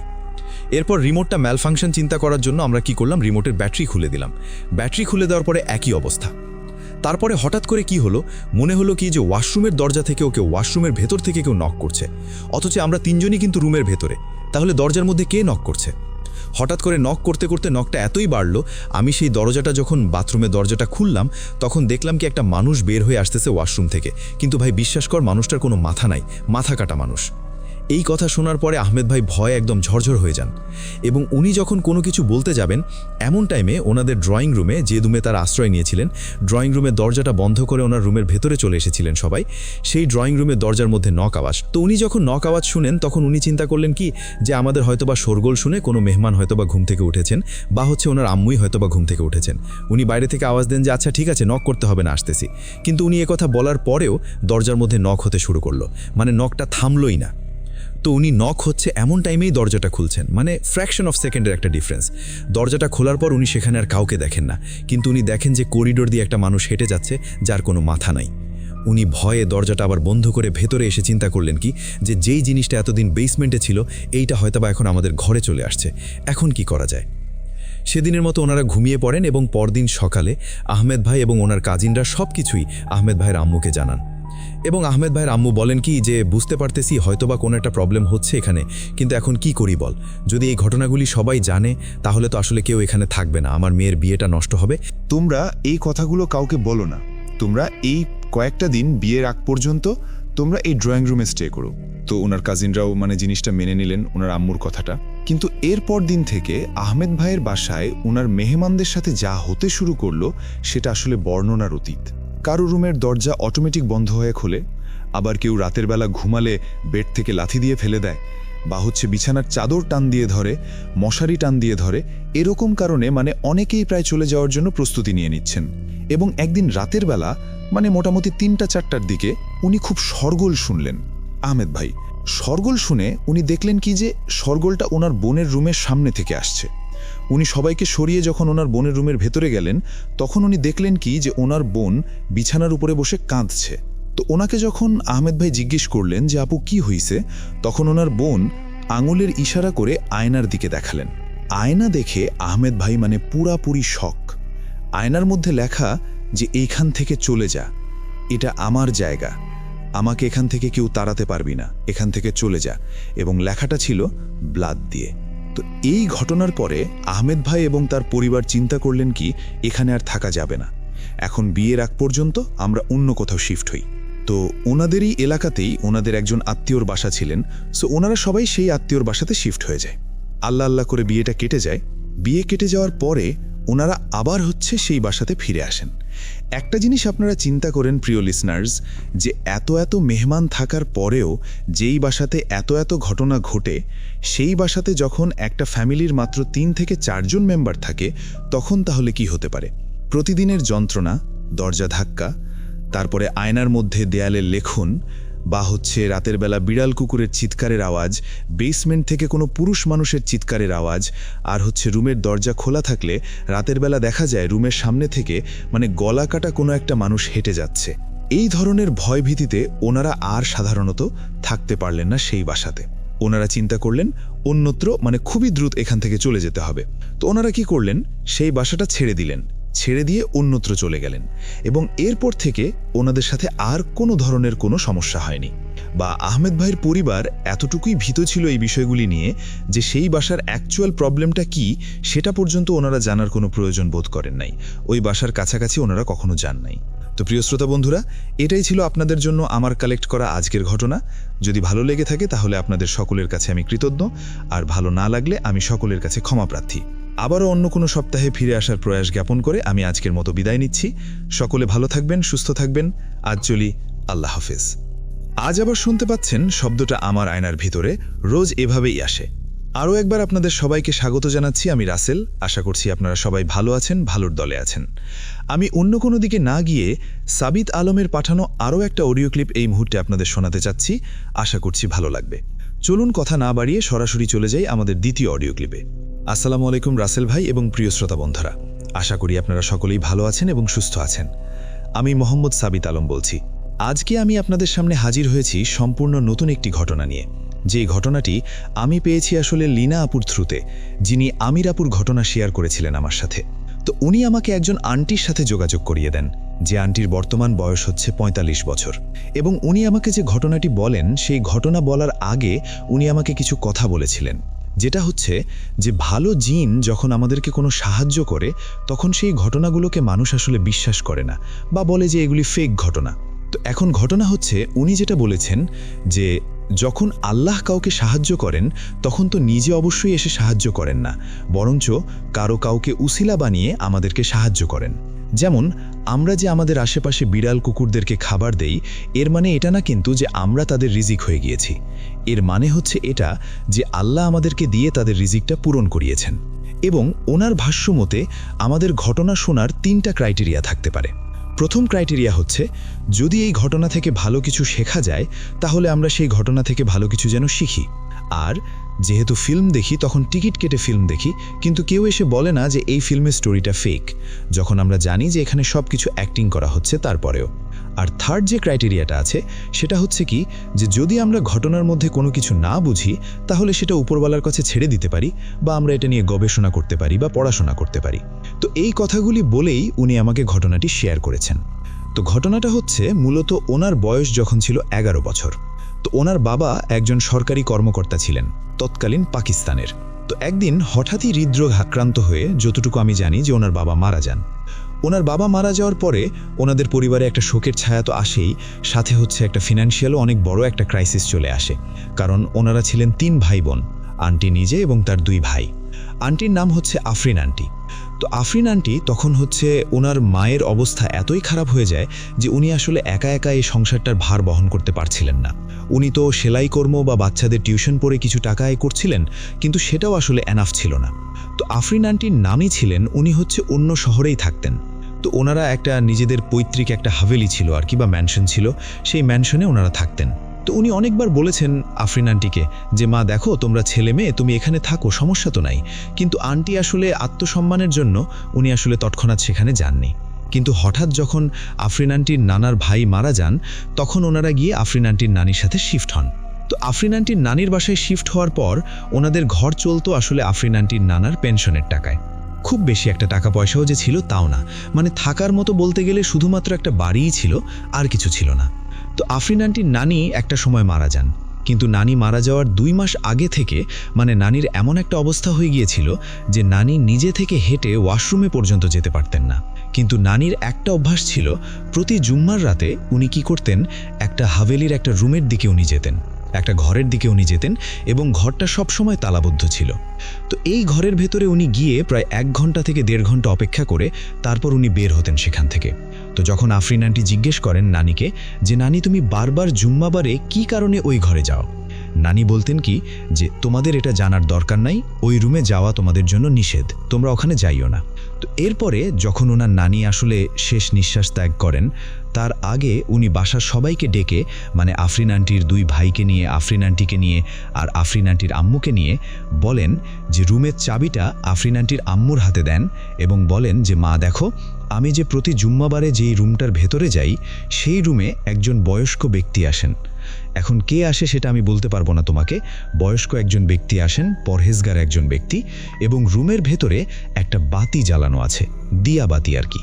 আমি প্রতি জুম্মাবারে গিয়ে রুমটা পরিষ্কার করি এবং দিয়াবাতিতে তেল দিয়ে দেই, এবং সেই বয়স্ক ব্যক্তি সেই রুমে এসে নামাজ আদায় করে, নামাজ কালাম করে, দোয়া জিকির করে এবং ইবাদত বন্দেগী করে উপর আল্লাহর। তো তোমাকে একটা কাজ দিয়ে যাই আমার মৃত্যুর আগে, প্রতি জুম্মাবার বা রাতের বেলা তুমি সেই রুমে যাবা, রুমটাকে পরিষ্কার করবা এবং দিয়াবাতিতে তেল দিবা। তখন আফরিন আন্টির আম্মু জিজ্ঞেস করে যে মা তুমি না হয় শুধু শুক্রবারে দিয়াতে তেল দাও, তাহলে বাকি 7 দিন কিভাবে চলে? তখন আফরিন আন্টির নানি বলেন কি যে মা আসলে এটা উপরওয়ালা জ্বালায় দেয় নাকি হচ্ছে এখানে আল্লাহর কোনো রহমত কুদরত থাকে যে তেলটা শেষ হয় না, আমি জানি না, তবে আমার কথাটা মান। কিন্তু আফরিন আন্টির মা হচ্ছে জিনিসটাকে হাসি মজায় নিয়ে ফেলছে যে এরকম হয় নাকি, বাচ্চারাও আসলে তেমন কিছু একটা বিশ্বাস করে নাই। তো ওনার নানি মারা যান। মারা যাওয়ার পরে হচ্ছে ওনারা এই মারা যাওয়ার 2-3 মাস পার হয়ে যায়, কিন্তু ওনারা আর সেই রুমের মধ্যে কোনো দিয়া জ্বালান না, রুমটার খোলাই হয়নি, কখনো পরিষ্কারই করা হয়নি। তো এর মধ্যে উনি ঘরের ভিতরে শুনতে পান আফরিন আন্টি যে মাঝে মাঝে উপরতলা থেকে কেউ হচ্ছে জোরে জোরে লাফাচ্ছে বা অনেক অনেক মানুষ একসাথে ছাদে হাঁটছে, এমন শব্দ শোনা যায়। তো একদিন আফরিন আন্টি এবং তার এক ভাই দুজন বসেছিলেন ড্রয়িং রুমে, এমন সময় একটা সিঁড়ির পাশ থেকে কারো পড়ে যাওয়ার খুব বড় একটা শব্দ আসলো এবং ওনার আরেকটা যে ভাই ছিল ভাইয়ের চিৎকার আসলো। তো চিন্তা করলেন যে আমলা না করে ভাইয়ের সাথে নিয়ে আবার কোনো কিছু হয়ে গেল, ভাইকে আবার পড়ে গেল নাকি সিঁড়ি থেকে ব্যথা পাইল কিনা। তো উনি এই চিন্তা করে চলে গেলেন সিঁড়ির কাছে, কিন্তু সিঁড়ির কাছে উনি দেখলেন কি ওনার ভাই হচ্ছে সই সালামতি নামতেছে। তো ওনার ভাই ওনাদেরকে দেখে জিজ্ঞেস করছেন কি ব্যাপার, তোমরা সবাই এরকম সিঁড়ির কাছে কি কারণে দাঁড়িয়ে আছো? তা আফরিন বললেন কি তুমি কি পড়ে যাও নাই, চিল্লাচিল্লিটা কি তুমি দিছিলা? উনি বললেন যে না আমি তো কোনো চিৎকার দিই নাই, কিন্তু তোমরা হয়তো বা ভুল শুনছো। সেদিনই বিকেলবেলা আফরিন আন্টির ওই ভাইটা মানে ওনার যে 2 ভাইয়ের মধ্যে যে বড় আছে ওই ভাইটা দেখা গেল কি ঘরের ভেতরে আসলো, বাহির থেকে আসলো এবং তার হাতে একটা দিয়াবাতি এবং তেল। তো ওনাকে এই অবস্থায় রেখে ওনার আম্মু বললেন কি যে ঘরের এরকম অবস্থা, খরচ চলে না, খাওয়া দাওয়া চলে না, আর তুই এগুলো ফালতু খরচ করতেছিস কি কারণে? তখন আফরিন আন্টির ভাই বললেন কি যে মা তুমি এটা কি বলতেছো, তুমি তো নিজে আমাকে তেল আনতে বলছো, দিয়েবাতি আনতে বলছো, তাহলে তুমি এখন আমাকে বকতেছো কি কারণে? তো ওনার মা কি করলেন, আফরিনের ভাইকে জোরে একটা থাপ্পড় মারলেন। থাপ্পড় মেরে বললেন কি যে তুই খরচ করছস তো ঠিক আছে, বাসার অবস্থা চিন্তা করতে ঠিক আছে, কিন্তু তুই মিথ্যা কথাও বলা শিখে গেছস, এখন যা এখান থেকে, তুই আমার চোখের সামনে থেকে যা। ভাই তখন সেখান থেকে চলে গেলেন। আফরিন আন্টি ওনার ভাইয়ের পেছন পেছন গিয়ে জিজ্ঞেস করলেন কি ভাই তুই এই দিয়াবাতি আর তেল কেন আনছিস বল? ওনার ভাই বলল যে আপু আম্মু আমাকে নিজে আনতে বলছে। পরে আফরিন জিজ্ঞেস করলেন যে কখন? পরে বলল কি আজকে বিকালের আগে দিয়ে আম্মুকে দেখলাম ওই ঘর থেকে বেরোচ্ছে, যে রুমটা তালা দেওয়া ওই রুম থেকে বেরোচ্ছে এবং বের হওয়ার পরে আমাকে বলতেছে, টাকা দিয়ে বলতেছে তুই দিয়াবাতি আর এই তেল নিয়ে আয়, তো আমি এই কারণেই গেছিলাম। তো এরপরে আফরিন চিন্তা করলেন যে হয়তোবা এখানে কেউ আছে যে আসলেই হয়তোবা কেউ এখানে মজুদ আছে যে এই দিয়াবাতিটাকে জ্বালানোর কথা বলতেছে, ইশারা দিচ্ছে। তো এরপর একদিন রাতের বেলা আফরিন আন্টি ওয়াশরুমে গেলেন। তো ওয়াশরুমে যাওয়ার পথে উনি দেখলেন কি ওই যে বন্ধ রুমটা আছে সেই রুমের নিচ দিয়ে হলুদ কালারের আগুনের আলো আসতেছে। উনি চিন্তা করলেন কি ব্যাপার, 3-4 মাস হয়ে গেলে এই রুমে কেউ যায় না, এই রুমের ভিতর থেকে এরকম আগুনের আলো কিভাবে আসে, দিয়া কিভাবে জ্বলতেছে এতদিন পর্যন্ত। উনি কিছু বুঝতে পারলেন না। উনি যখন ওয়াশরুমে গেলেন এবং ফেরত যখন আসছেন তখন দেখলেন কি সাদা কালারের একটা কুণ্ডুলির মতো কিছু সেই রুমে প্রবেশ করছে। উনি তো কিছুটা ভয় পেয়ে যান এবং উনি তখন চিন্তা করেন কি জাল্লা এখন এটা কি না জানি। এই কথা চিন্তা করে উনি সেদিনের মতো রুমে চলে গেলেন। এরপরে ওনাদের দিন আস্তে আস্তে এত কষ্টে কাটতে লাগলো যে ওনাদের খাবার দাবার আর জোগাড় হওয়া সম্ভব হচ্ছিল না। পাড়া প্রতিবেশীরাই ওনাদের পরিবারকে খাবার দিতেন। ওনার আম্মুর হচ্ছে যদি কোনো স্কুলে চাকরিও হতো, যেহেতু উনি ভালো শিক্ষিত ছিলেন, কোনো স্কুলে চাকরি হলো 4-5 দিনের বেশি ওনাকে জমি খেয়ে রাখতেন না। তো পরিবারের অবস্থা খুবই খারাপ, খাবার দাবার জোটে না, কারেন্ট কেটে দেওয়া হয়েছে, ঘরের পানির লাইন পর্যন্ত কাটা হয়ে গেছে। তো এখন ওনারা কী করবেন ওনারা বুঝতে পারতেছিলেন না। তো একদিন আফরিন আন্টির আম্মু যে কোনো একটা স্কুলে চাকরির জন্য ইন্টারভিউ দেওয়ার জন্য গেলেন এবং আফরিন আন্টির ভাইরা ছিলেন প্রতিবেশীর বাসায়, যেখানে তাদেরকে ফ্রি কোরআন শিক্ষা দেওয়া হচ্ছিল। তো উনি চিন্তা করেন কি ওই ঘরটাতে একবার গিয়েই দেখি। উনি আফরিন আন্টির আম্মু যাওয়ার পরে আলমারি থেকে চাবি বের করলেন। চাবি বের করে ঘরের তালাটা খুলে ঘরের ভেতরে যখন উনি ঢুকলেন, তখন উনি দেখলেন কি ঘরটা খুবই ঠান্ডা। এত সুন্দর ঠান্ডা, মনে হচ্ছিল যে ঘরের ভেতরে কেউ এসি ছেড়ে রেখে দিয়েছে। তো এরপর উনি দেখলেন কি যে দিয়াবাতিটাও আসলেই জ্বলতেছে। 3-4 মাস হয়ে গেছে দিয়াবাতি কিভাবে জ্বলে। উনি দেখলেন কি দিয়াবাতির তেলটা অর্ধেক হয়ে গেছে প্রায়। উনি কি করলেন, দেখলেন যে দিয়াবাতির পাশে একটা তেলের শিশি রাখা আছে। উনি সেই শিশি থেকে তেল নিয়ে দিয়াবাতিটা তেলটাকে ভরে দিলেন, মানে ভরপুর করে কানায় কানায় ভরপুর করে দিলেন। এরপর উনি রুমটাকে পরিষ্কার করলেন। পরিষ্কার করার পরে উনি ওনার আম্মুর একটা পারফিউম নিয়ে সেই রুমটার মধ্যে মেরে রুমটাকে একটু সুন্দর সাজিয়ে গুছিয়ে উনি রুমটাতে 2 রাকাত নফল নামাজ আদায় করলেন। এবং নফল নামাজ আদায় করার সময় উনি খুবই কষ্টে আল্লাহকে বললেন যে হে আল্লাহ, যদি এখানে কেউ থেকে থাকে তাহলে তুমি তাকে উসিলা করো, দয়া করে তোমার রহমত আমাদের উপরে দাও, তোমার রহমতকে উসিলা করে আমাদের এই সমস্যাগুলি সমাধান করে দাও, আমার আম্মুর একটা চাকরি দিয়ে দাও, আমাদের থাকা খাওয়ার ব্যবস্থা ঠিকমতো করে দাও, যেন আমাদের জীবনে কষ্ট করতে না হয়, খুবই কষ্টে আছি আমরা। উনি খুব উচ্চস্বরেই দোয়াগুলি করছিলেন এবং যখন উনি আমিন বলবেন তখন ওনার সাথে সাথে আরেকজন ব্যক্তি ওনার পেছন থেকে কেউ আমিন বলল, ওনার আমিন বলার একটু আগেই। তখন উনি ভয় পেয়ে যান। উনি ভয় পেয়ে দৌড়ে রুম থেকে বেরিয়ে চলে আসলেন এবং বেরিয়ে চলে গিয়ে উনি সেই প্রতিবেশীর বাসায় চলে গেলেন, যেখানে ওনার ভাইরা কোরআন শিক্ষা নিচ্ছিলেন। তো সেই আন্টি দেখলেন আফরিন আন্টি হচ্ছে হাঁপাচ্ছে একেবারে। তো আন্টি জিজ্ঞেস করলেন, মা কি হয়েছে তোমার, তুমি এরকম হাঁপাচ্ছ কি কারণে, কি প্রবলেম হয়েছে বলো। উনি তখন আর কিছু বলেন নাই সেই প্রতিবেশী আন্টিকে। তো কিছুক্ষণ পর ওনার মা ফেরত আসলেন, আফরিন আন্টির মা, এবং আফরিন আন্টির মায়ের মুখে ছিল তখন খুবই সুন্দর একটা হাসি এবং ওনার হাতে ছিল খাবারের একটা ব্যাগ। এইরকম ভালো খাবার ওনারা অনেক দিন ধরে খাননি, প্রায় মাস বছর হয়ে গেছে। উনি তখন আফরিন আন্টিদের বললেন কি যে মা দেখো, আমার একটা খুব ভালো জায়গায় চাকরি হয়েছে এবং যে স্কুলে আমার চাকরি হয়েছে সেই স্কুলের টিচারদেরকে ফ্রিতে নাস্তাও দেওয়া হয়, এবং আমার যেহেতু ক্ষুধা ছিল না আমি তোমাদের জন্য নাস্তাগুলো নিয়ে আসছি, তোমরা খাও, এবং আমার বেতনটাও খুব ভালো, চিন্তার কোনো কারণ নেই। আর হচ্ছে এই স্কুলে তোমরাও ভর্তি হতে পারবা, এবং যেহেতু আমি সেই স্কুলে আছি বিনা বেতনে তোমরা ভর্তি হতে পারবা, সেখানে ইউনিফর্ম সব স্কুল থেকেই দিবে। তো আফরিন ওনার আম্মুকে জিজ্ঞেস করলেন যে এত মেহেরবানি কি কারণে। তখন উনি বললেন কি যে প্রিন্সিপাল ম্যাডামের সাথে আমি সব কিছুই আলোচনা করেছি, প্রিন্সিপাল ম্যাডাম কনসিডারেশন করছেন আমাদেরকে। তো যাই হোক, ওনাদের অবস্থা আস্তে আস্তে ফিরতে লাগলো, কিন্তু এতটা মাঝখানে ওনার আম্মু আবার অসুস্থ হয়ে যান। তো এমন অসুস্থ হয়ে যান যে উনি আর স্কুলে যেতে পারছেন না। ওনার মাথায় টেনশন ছিল যে এত বড় একটা ম্যানশন একা একা কিভাবে এই 3টা বাচ্চা নিয়ে উনি মেনটেন করবেন, এবং এই ম্যানশনের উপর অনেকের নজর পর্যন্ত ছিল, যে দখল করার একটা অবস্থা ছিল। এত টেনশন তো আসলে একটা মহিলা মানুষ নিতে পারেন না। তো উনি মানসিকভাবে কিছুটা অসুস্থ হয়ে যান এবং যেটার প্রভাবে উনি শারীরিকভাবে অসুস্থ হয়ে যান। তো এমন টাইমে ওনাদের পরিবার চলতো আসলে প্রতিবেশীদের দয়াতে, যেখানে প্রতিবেশী আগে কখনোই ওনাদেরকে কোনো টাকা পয়সা দিতেন না। এমন একটা সময় চলে আসলো প্রতিবেশী ওনাদের বাসায় আসেন, 1000 করে টাকা দিয়ে যান, হয়তো বা সদকা বা দান খয়রাতের কোনো টাকা পয়সা। এখন অনেক মানুষ, আফরিন আন্টি বললেন, যখন অনেক মানুষ জিজ্ঞেস করতে পারে যে আম্মুর এত ভালো চাকরি থাকার পরেও আমরা কি কারণে দান সদকা নিলাম, কারণ তখন তো আমার আম্মু অসুস্থ, স্কুলে যেতে পারছেন না, আমাদেরও পড়ালেখা প্রায় ছুটে যাচ্ছে, এমন অবস্থা ছিল যে আমাদের ভাইদের স্কুল পর্যন্ত বন্ধ হয়ে যাচ্ছিল। কিন্তু আম্মুর চাকরি পাওয়ার পরে যখন সব ঠিক হলো, এরপর আবার আম্মু অসুস্থ হয়ে গেল। তো এই কারণে দান সদকা তারা দিতে থাকলেন। এভাবেই সংসার চলতে লাগলো। আস্তে আস্তে কিছুদিন যাওয়ার পরে উনি আবার সেই জুম্মার রাতে সেই রুমে গেলেন। সেই রুমে যাওয়ার পরে একটা জিনিস ভুলে গেছি এখানে বলতে, যে উনি এরপর থেকে প্রতি জুম্মার রাতে সেই রুমে যেতেন। তো যখন ওনার আম্মু খুবই অসুস্থ এরকম একটা সময়, উনি সেই জুম্মার রাতের বলে সেই ঘরটাতে যান এবং গিয়ে আবার দোয়া করেন, উচ্চস্বরে বলেন যে উপরওয়ালা আমার মায়ের স্বাস্থ্য তুমি ভালো করে দাও, যেন ওনার মাধ্যমে আমাদের পরিবারটার একটা গতি হয়। তো 2-3 দিন পর থেকে ওনার আম্মু ভালো হয়ে যায় এবং আবার যাওয়া শুরু করে। আস্তে আস্তে ওনার পদোন্নতি হওয়ার কারণে, মানে সিনিয়র টিচার হওয়ার কারণে ওনার বেতন মোটামুটি ভালোই বেড়ে যায় এবং ওনাদের পরিবারের অবস্থা তখন অনেক ফিরে যায় এবং ওনারা তখন মানুষের কাছ থেকে দান সদকা নেওয়াটা বন্ধ করে দেয়। তো পরিবারের অবস্থা তখন খুব ভালো চলছে। যখনই কোনো বিপদ আসতেছে সেই রুমে গিয়ে আফরিন আন্টি দোয়া করতেছেন এবং সব কিছুই ঠিকঠাক মতো হচ্ছে। তো একদিন কি হয়েছে, ওনাদের পরিবারের অবস্থা তখন খুবই ভালো, মোটামুটি বেশ ভালো। আফরিন আন্টির আম্মু খুবই শখ করে একজোড়া স্বর্ণের চুড়ি বানায়, অনেকটা স্বর্ণ দিয়ে একজোড়া চুড়ি বানায়, এবং স্কুলের অ্যানুয়াল ফাংশনে সেই চুড়িগুলো পরে উনি স্কুলে যান। কিন্তু দুঃখজনকভাবে স্কুল থেকে ফেরার সময় ওনার চুড়ি 2টা ছিনতাইয়ের মাধ্যমে চুরি হয়ে যায়, মানে ছুরি দেখিয়ে চুরি করা হয়। তো উনি তো বাসায় এসে খুবই কান্নাকাটি করেন যে আমার এত সুন্দর চুড়ি আমি এত কষ্ট করে টাকা পয়সা জমায় চুড়িটা বানাইলাম, সারা জীবন নিজের জন্য কিছু চাই নাই, হঠাৎ করে শখ আসলো একটা, সেই শখটা আল্লাহ তৌফিক দিল, কিন্তু আমার এত সুন্দর চুড়িগুলো নিয়ে গেল। পাড়া প্রতিবেশীরাও ঘটনাটা শুনে আম্মুকে সান্ত্বনা দিতে আসেন। এরপরে সেদিন রাতটা ছিল আসলে জুম্মার রাত। আফরিন আন্টি কী করলেন, যখন দেখলেন যে সবাই এখানে হাউস করতেছে, সবাই ব্যস্ত, তখন উনি সেই রুমটাতে গেলেন। যাওয়ার পরে উনি ফ্লোরে জায়নামাজ বিছালেন এবং জায়নামাজ বিছিয়ে উনি আল্লাহর কাছে নামাজ পড়ে 2 রাকাত নফল নামাজ পড়ে দোয়া করলেন যে, হে আল্লাহ, আমার আম্মু তার মাথার ঘাম পায়ে ফেলে 3টা সন্তানকে মানুষ করছেন এবং এত কষ্ট করে নিজের একটা শখই পূরণ করেছেন। এই জিনিসটা তুমি আম্মুর কাছ থেকে এই খুশিটা কেড়ে নিও না, আমার আম্মুর জিনিসটা ফিরিয়ে দাও, আমিন। কিন্তু এর পরের বার থেকে উনি আর কোনো আমিন শব্দ শুনতে পান নাই, অন্য ব্যক্তির আমিন শব্দ। উনি ভেবেছিলেন হয়তোবা ওই শব্দটা শুনে ভয় পান বলে সেই বয়স্ক ব্যক্তিটা আর এরকমভাবে বলেন না আমিন, কিন্তু দোয়া উনি শোনেন এবং করেন। তো এই কাজটা করে আমিন বলে যখন উনি নামাজ শেষ করে জায়নামাজটা উঠালেন, তখন উনি আশ্চর্য হয়ে গেলেন যে জায়নামাজ নিচে সেই চুড়ি 2টা, অথচ উনি যখন নামাজ পড়ার জন্য জায়নামাজ বিছাচ্ছেন তখন কিন্তু ওখানে কোনো চুড়ি ছিল না।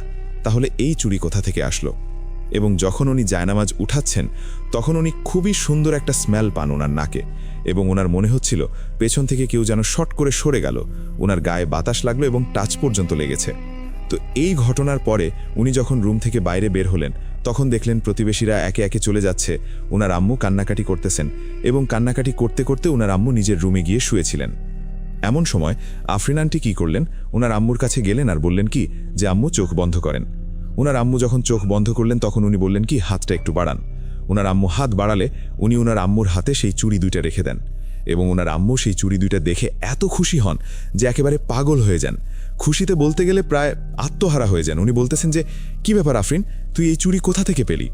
এরপরে আফরিন আন্টি ওনার আম্মুকে সেই রুমে যাওয়ার বিষয় থেকে সব কিছু ক্লিয়ার করে খুলে বলেন।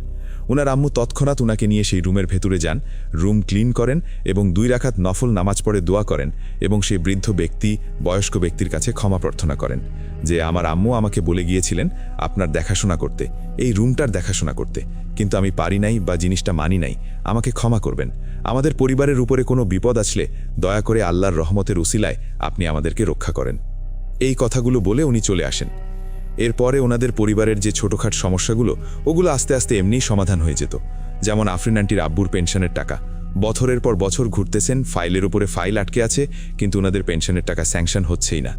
তো এরপরে আফরিন আন্টি ওনার আম্মুকে বললেন কি যে, মা দেখো, আল্লাহর রহমতে যখন সব কিছুই হয়ে গেল, এটাও হয়ে যাবে, চলো আমরা দোয়া করে আসি সেই রুমে গিয়ে। তো ওনারা সেদিন জুম্মার রাতে গিয়ে সেই রুমে দোয়া করলেন এবং দোয়া করার প্রায় 1 সপ্তাহের মধ্যে ওনার বাবার পেনশনের একটা লেটার আসলো যে পেনশনের যে ফাইলগুলি ছিল সেগুলি সব কিছু স্যাংশন হয়ে গেছে এবং পেনশনটা সামনের মাস থেকে ওনারা তুলতে পারবেন। ওনারা তো সবাই খুবই খুশি যে আমাদের হকের জিনিস এটা, আমাদের হক আল্লাহ অন্য কারো হাতে দেয় নাই, আমাদের হক আল্লাহ আমাদেরকেই দিয়েছেন। কিন্তু সেই ব্যক্তির কাছে দোয়া করলে বা সেই ব্যক্তির যেই রুমে আল্লাহর কাছে ইবাদত করেন সেই রুমে গিয়ে দোয়া করলে ছোটোখাট যে প্রবলেমগুলি আছে বা ছোটোখাট প্রয়োজন যেগুলো আছে ওগুলোই সম্পূর্ণ হতো। এমন কিছু হতো না যে উনি যদি দোয়া করেন যে, হে আল্লাহ, পাকিস্তানের সরকার চেঞ্জ করে দাও বা আমাদেরকে কোটি কোটি টাকার মালিক করে দাও, এই সমস্ত দোয়া কখনো ওনারা করেনও নাই বা এগুলো কখনো কবুল হওয়ার মতোও ছিল না। তো যাই হোক, ওনার আব্বুর পেনশনের টাকা যখন পাওয়া গেল ওনারা মহা খুশি যে এবার আমাদের পরিবারের অবস্থা সুন্দর, আর্থিক অবস্থা সব ঠিকঠাক। এভাবেই দিন চলে যাচ্ছিল। এরপরে একবার আফরিন আন্টির আম্মুর একটা ভালো ছেলের সন্ধান পান আফরিন আন্টির জন্যে। তো বিয়েতে ওনাদের যার সাথে সম্পর্ক করার চেষ্টা চলছিল সেই পরিবারের কোনো দাবি দেওয়া ছিল না। তারপরও বিয়েতে তো মা একটা মেয়েকে যতটুকু পারে দেয়, তো মোটামুটি অনেক টাকার একটা কম ছিল, 50-60 হাজার টাকা, ওই আমলে অনেক ছিল।